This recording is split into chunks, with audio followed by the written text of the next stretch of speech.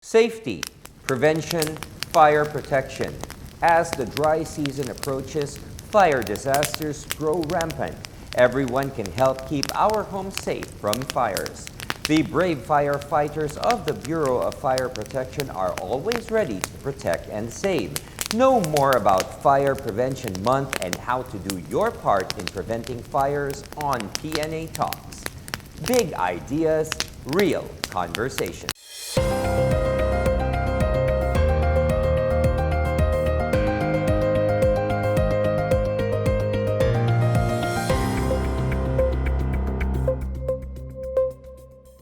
Ang Bureau of Fire Protection po ay nananawagan na ang pag-iwas sa sunog ay nagsisimula sa ating mga sariling tahanan. Kaya ang tema namin sa taong ito, sa pag-iwas sa sunog, hindi ka nag-iisa. Ang March po ay ginugunita natin bilang Fire Prevention Month dahil po ito sa Proclamation number 115-A na nalagdaan ng way back 1966 ng Nobyembre ng ating dating Pangulong Marcos Sr. Kaya from that time, every year followed by that, ay ginugunita na natin yung March bilang Fire Prevention Month. At nagkataon lang talaga siguro na kahit yung panahon pa na yun na 1966, napapansin na talaga na nagta-transition ang malamig na panahon, yung amihan sa patungo na sa mainit na panahon na talagang summer na. Taon-taon tinitingnan natin na madalas pa rin po either po ang dahilan ng sunog ay dahil sa electrical causes, yung mga di kuryenteng kagamitan, gayon din yung wiring.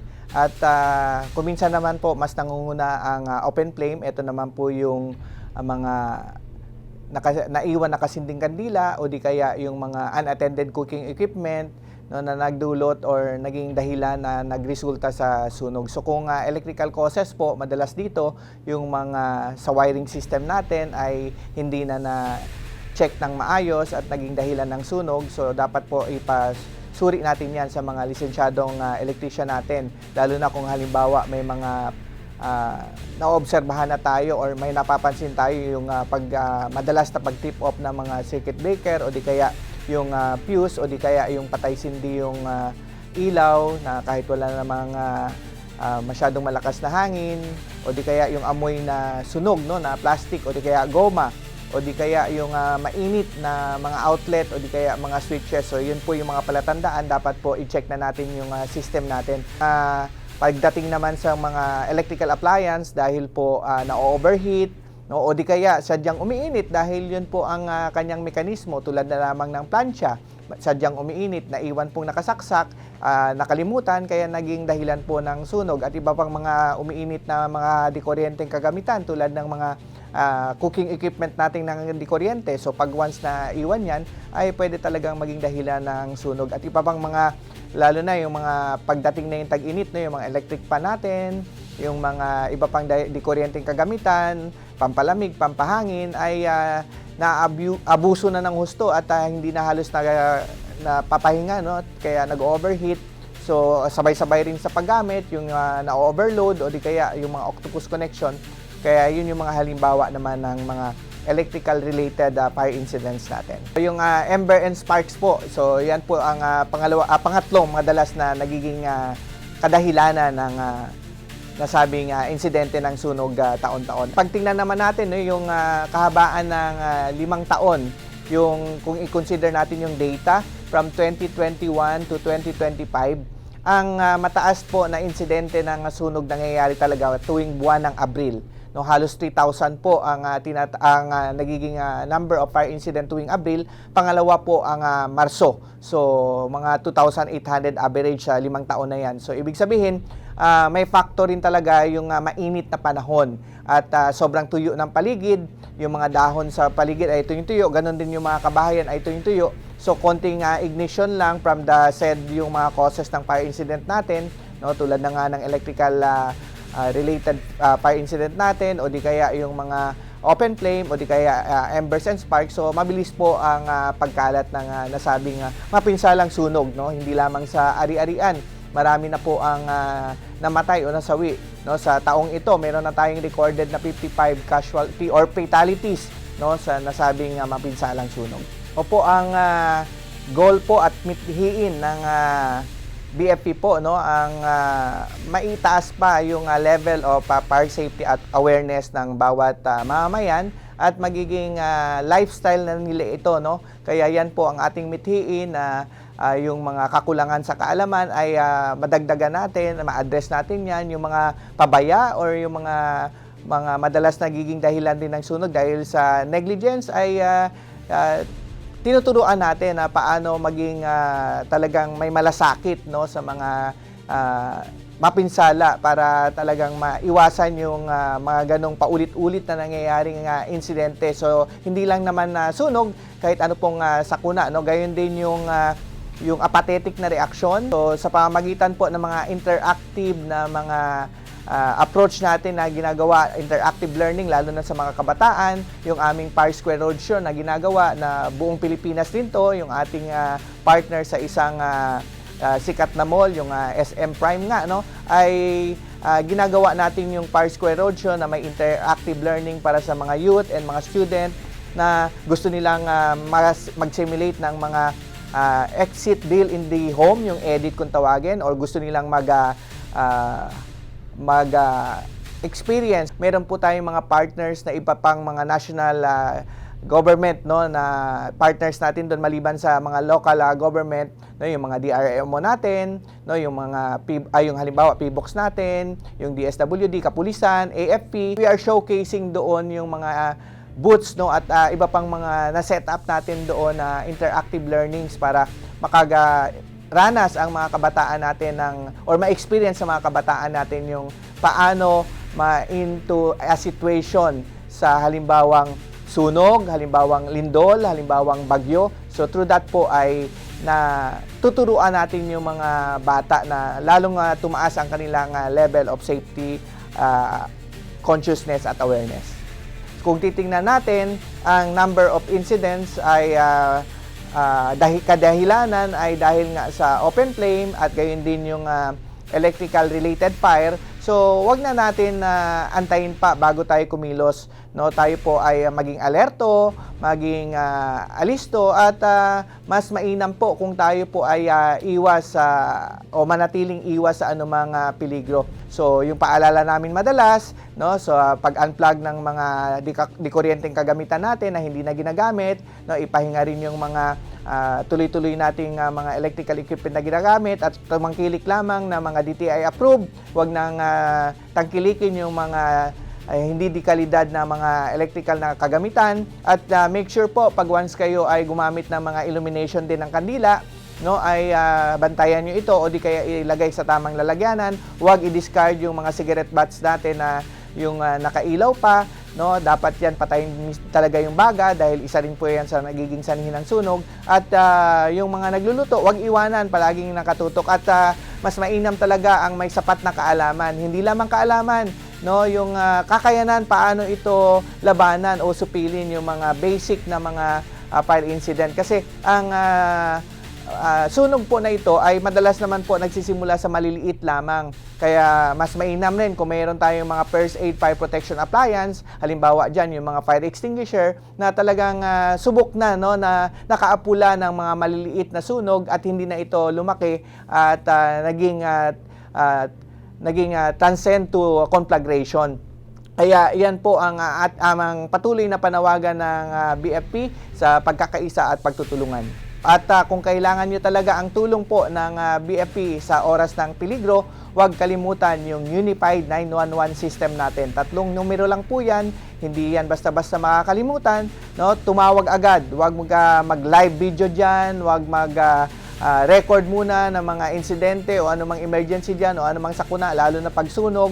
No, kailangan po tumawag agad sa bumbero para agaran po kami makaresponde. Ang inyong BFP po ay nakahanda at makapag-dispatch siya sa loob ng 5 minuto. Kung dito sa Metro Manila, makarating kami agad sa mga nangangailangan ng tulong.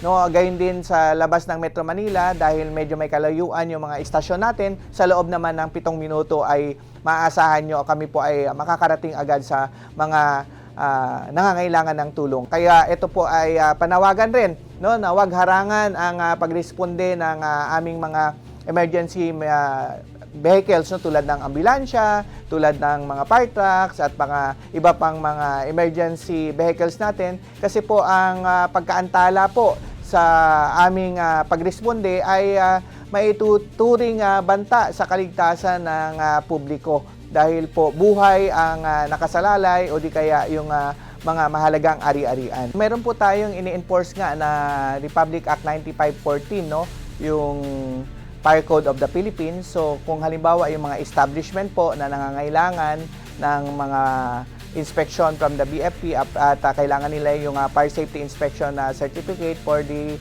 prerequisite requirements sa mga business permit nila. So kung once nag-violate sila po, may katumbas yan na mga penalty, no, ng ranging from 12,500 hanggang 50,000 po ang pwedeng i-penalize yan sa kanila. So kung talagang paulit-ulit ang ginagawa nilang pag-violate sa Republic Act 9514, ay maaari rin po silang magkaroon ng punitive penalty, no? Yung pagkakulong ng 6 na buwan at hindi higit sa 6 na taon, at gayon din yung penalty natin ay hindi higit sa 100,000 pesos. So pero kung administratively po, dahil po yung pag-violate din ng fire code ay usually po nagre-range yan hanggang maximum of 50,000 at hanggang closure po sa kanilang mga establishment, no. Ang modernization na ginagawa ng BFP, ito po ay pag-procure ng mga modernong kagamitan ng mga fire trucks, ambulances, rescue vehicles, mga ladder, fireboats, at iba pang mga modernong mga equipment and tools po. At patuloy rin po ang aming ginagawang pagpatayo ng mga karagdagan stasyon, pag-improve rin po ng aming mga existing fire station sa pamamagitan ng infrastruktura, no, at gayon din yung taon-taon na karagdagang personnel sa aming hanay. Kami po ay nasa 40,000 na as of now, no, strong men and women of the BFP personnel, pero meron pa rin po parte ng ating ginagawang Modernization Act nga ay tuloy-tuloy pa rin po ang pagdagdag po ng recruitment na personnel, minimum of 2,000 a year, no, para sa aming ahensya po, para ma-meet yung ideal na fireman to population ratio. At kasama rin po diyan syempre yung patuloy na mga training, na mandatory training sa aming mga personnel at hindi lang po yung mandatory training kundi yung mga specialized training po, at para po kami ay makapaglingkod with the highest level of competence, kasi po ang ating community, no, that we are serving are really expecting the immediacy and competence from our respective offices po. Yung mga nagdanais na maging bombero, no, may mga nagsasabi na ang BFP po is the one of the highest form of public service, because po sabi nga nila, pag once the sounds alarm and we wear our personal protective equipment, many consider us already as hero because we are offering our lives to a cause greater than ourselves. So kung mga nagnanais diyan na maging or join our cause, no, our agency, sa mga kabataan, mag-aral kayo ng mabuti. Kasi po ang requirement po ng pagiging bombero ay kailangan po ay college graduate or baccalaureate graduate, at sa edad po ng hindi bababa sa 21, hindi naman higit sa 30 anyos, at dapat po may eligibility, no, yung civil service halimbawa, o di kaya mga lisensyadong mga profession, halimbawa dyan ay mga innyero, nurses,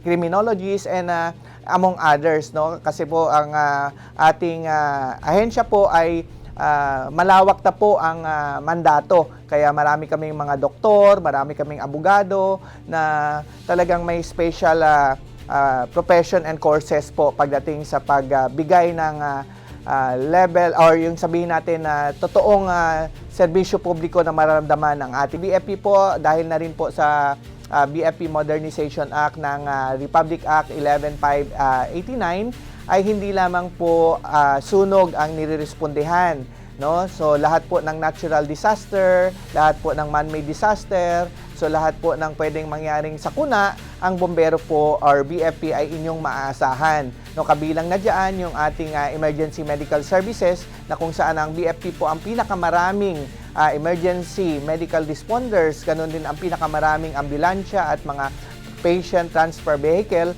Kaya po sa last year lang, no, 2025, sa halos 30,000 na nirespondehan ng ating emergency medical services ay nakapagligtas tayo ng almost 10,000 na buhay po dahil sa bahagi po ng mandatos na yan. At iba pang mga nirespondehan at nirescue natin sa mga high angle rescue, ganun din sa mga rural urban search and rescue, rural and urban search and rescue, at gayon din yung mga vehicular accident ay BFP rin po ang talagang ahensya na inyong maaasahan, katuwang rin po ang other mga national and local government unit pagdating diyan. So part ng aming mandatos ang prevention din, yung fire safety education, ganun din yung mga pag-conduct ng drills, fire safety inspection, no, para to make sure yung ating mga buildings, establishment ay compliance naman po sa Republic Act 9514 at ang kanyang revised implementing rules and regulation. Opo, yung bahagi po sa Fire Prevention Month, yung obligasyon sa bayan, ligtas na pamayanan. Ito po ay komprehensibong programa na ginagawa ng inyong Bureau of Fire Protection. Kasama na dito yung from fire safety education hanggang sa training, drills, kaya ginagawa natin yung simultaneous earthquake drill, gayon din yung mga kanya-kanyang drill sa kanilang school, offices, at gayon din sa mga barangay. So ito po ang programang na ito ay hindi lamang po programa ng BFP. Ito po ay talagang kasunduan natin, no, para lahat po ng tahanan ay ligtas at wala pong pamilyang maiiwan sa gitna ng anumang sakuna. Katuwang nyo kami, no, sa aming ginagawang obligasyon sa bayan, ligtas na pamayanan.